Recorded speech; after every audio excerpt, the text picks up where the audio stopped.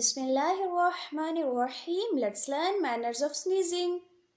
While sneezing, you should keep your head downwards and cover your mouth.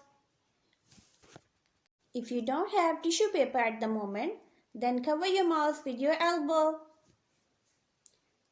Don't sneeze loudly. Your sneeze should be quiet. When someone sneezes, he should say, Alhamdulillah, Alhamdulillah.